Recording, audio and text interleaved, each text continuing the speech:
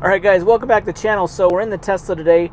We're driving to a Supercharger location that just opened up a few weeks ago in my area here. This is near Park City, Utah. This is a brand new charger. This was much needed. There was a big hole in the charging network until this opened up. Well, this is the V4, the version 4 chargers. These are like different looking chargers than the regular Tesla Superchargers we've seen in the past. They're taller. They have longer charging cables, and that's going to help with, like, if you're, let's say you're towing something, you have a bike rack or a cargo carrier on the back. Traditionally, when you back into a supercharger, it's hard to get that cable to reach into your charging port. Well, now they have longer cords, so it's going to help with Teslas, but also non-Teslas can also charge at these, and it's going to help, like, if they have to pull in straight, they can reach around to the front side, things like that. So longer charging cords, and then also they're supposed to eventually, they're not set up now to do 350 kilowatt charging. Now they're just 250 kilowatts, but the Cybertruck has the infrastructure to be able to charge at these faster charging speeds when they're available. And so these charging networks, these new version 4 superchargers, are meant to kind of charge at these faster charging speeds. So one thing we're going to do at this charger also is show you how to, like, disengage the plug, because the plug also has the CCS adapter where you can plug into, like, a non-Tesla. So there's a way to, like, disengage it so that you just pull the Tesla handle, or there's a certain way you can disengage it so that you can get the CCS handle as well. So we'll show you that when we get here. All right, here we are pulling in here. There's almost 20 charging stalls, and they're accessible from both sides of the parking stall. Alright guys, I want to show you how these work, because they can get a little tricky. So if you have a Tesla, you just want to charge with the Tesla handle only. You just come up here, you just pull this down. It gives you the Tesla handle, okay? And then when you're done, you just put it right back up in there, you're good. Now if you want the CCS adapter, which this has an adapter inside here, if you have a non-Tesla that has the CCS plug for fast charging, you can do that. Hold down the button, I hear the click, and then it pulls that out. So you see that? That's the CCS. So now, one thing that's interesting about these chargers, though, is they're not set up to charge non-Teslas right now. So if you go onto the app or the website, you're able to filter by superchargers that can charge non-Teslas. This station is not yet initialized to do that, so you need to be careful when going to one of these. So maybe you know this has this plug, but it's not yet authorized or initialized to charge your non-Tesla, like your Rivian or Lucid or Ford, for example.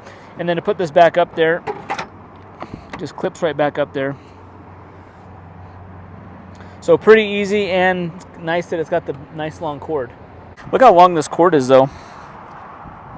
Come on over here. That's a lot longer than the other ones, and it can be reached from both sides. So there's 2 charging stalls here, and it can be used for either side. So you've got 2 stalls basically per parking spot. All right, we're going to plug in. We're only at 13% or 15%, so we're going to let it charge up. We should see some pretty fast speeds. Let's see what kind of charging speeds we're getting here. I've got my charging level set to 100%. We're at 250 kilowatts. We're getting all 250 right now. 928 miles in an hour.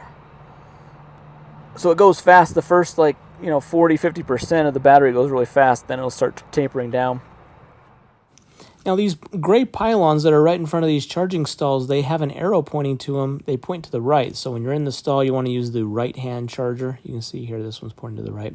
Probably doesn't matter if there's really no one around, but when you're on the other side, it's also pointing to the right. So that way you're always using the right charger.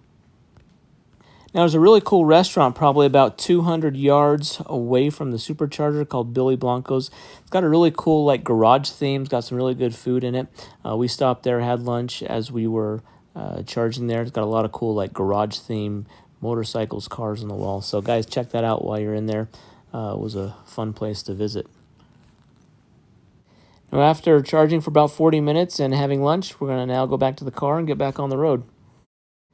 So here's the view walking from the restaurant back down to the parking lot where the superchargers are. They're just behind this building on the left, so like I said, about 200 yards away. Now my car has free supercharging for as long as I own it, so I like to stop at superchargers as much as possible because all the charging is free. If you want more info on that, I'll leave a link to the video that explains how I got free supercharging on this car. All right, to stop charging, it's the same as any other supercharger. We push the button down. You can see the green flashing means we're charging. We push the button down. White means we can remove, and so we can just pull it out.